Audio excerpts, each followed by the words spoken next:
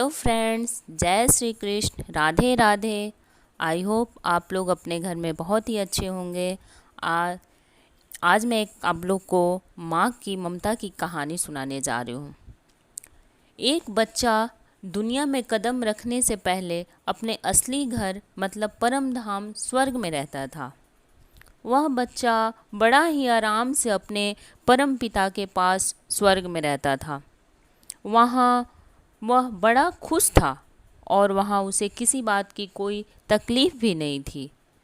एक बार परमपिता शिव जी ने उससे कहा, तुम्हारा नीचे धरती पर जाने का समय नज़दीक आ रहा है। दोस्तों, बच्चे ने कहा, भगवान, मैं इतना छोटा हूँ, मैं खुद से तो कुछ कर ही नहीं सकता, सिर्फ हंसना और खेलना ही जानता हूँ, इसलिए मुझे कहीं नहीं जाना। मैं हमेशा आपके साथ ही रहना चाहता हूँ। शिव जी ने कहा, धरती पर मेरे बहुत सारे फरिश्ते हैं, उन्हीं में से एक मैं तुम्हारे लिए चुन लिया है, जो तुम्हारा इंतज़ार कर रहा है। अब से वह तुम्हारा ख्याल रखेगा। दोस्तों, बच्चे ने हैरान कर देने वाली बातें कही। बच्चे ने कहा, मुझे तो कुछ समझ ही नहीं आता, न देखकर, न सुनकर और न ही बोलना आता है।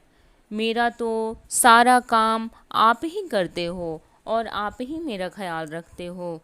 ऐसे में अकेला धरती पर कैसे जाऊं? शिव जी ने कहा, तुम्हारा फरिश्ता तुम्हारा चेहरा देखकर ही समझ जाएगा कि तुम्हें किस चीज़ की ज़रूरत है और तुम क्या करना चाहते हो। और नहीं, उससे बात करने के लिए तुम्हें किसी की भाषा की ज़रूरत पड़ेगी।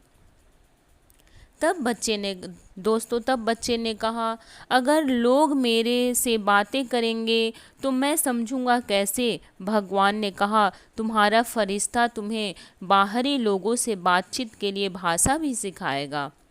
वह तुम्हारे होठों पर जरा सी मुस्कान लाने के लिए किसी भी हद तक चला जाएगा और तुम उसके प्रेम को महसूस करोगे और खुश रहोगे। भगवान ने कहा, तुम्हारा फरिश्ता ही तुम्हें हाथ जोड़कर प्रार्थना करना सिखाएगा। इस तरह तुम हमेशा अपने मन की बात मुझसे कर सकोगे। बच्चे ने कहा, मैंने सुना है धरती पर बुरे लोग भी होते हैं, मुझे उनसे कौन बचाएगा? और तो मैं तो अपनी रक्षा करना नहीं जानता।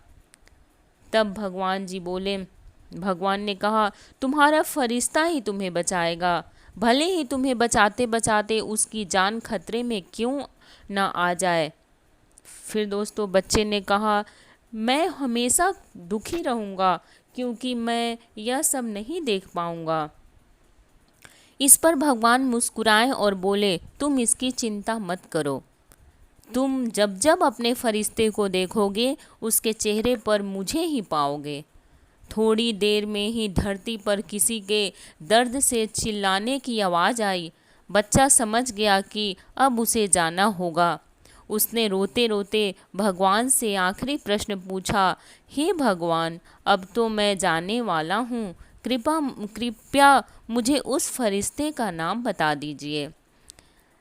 दोस्तों, तब भगवान बोले, फरिश्ते के नाम का कोई महत्व नहीं, बस इतना जान लो कि तुम उसको माँ कहकर बुलाओगे और माँ अपनी ममता से तुम्हारा पालन पोषण करेगी और तुम्हें उसके पालन पोषण से ऐसा लगेगा कि जैसे तुम अपने परम पिता परमात्मा के पास हो। लेकिन एक बात का तुम भी ख्याल रखना कि जो फरिश्ता मैंने धरती पर तुम्हारे लिए चुना है, जिसको तुम माँ कहकर पुकारोगे, उसकी आंखों में कभी तुम्हारे कारण आंसू ना आए, क्योंकि अगर वह फरिश्ता रोएगा तो मैं भी रोऊंगा और उस फरिश्ते के कदमों में तुम्हें स्वर्ग नसीब होगा। इसीलिए उस फरिश्ते के पैरों को चूमना और उनका ख्याल रखना, क्योंकि माँ की ममता का मोल तुम कभी चुका नहीं पाओगे। तुम्हें जन्म देने के लिए माँ बहुत दर्द सहन करती है, इसीलिए मेरे उस फरिश्ते का ख्याल रखना। जय श्री कृष्ण, राधे राधे। फ्रेंड्स, अगर मेरी कहानी आपको अच्छी लगती है तो आप प्लीज़ लाइक करें, शेयर करें, सब्सक्राइब करें और कमेंट करके ज़रूर बताएं, ताकि मैं आपके पसंद के अनुरूप और नई कहानियाँ आपको सुना सकूं।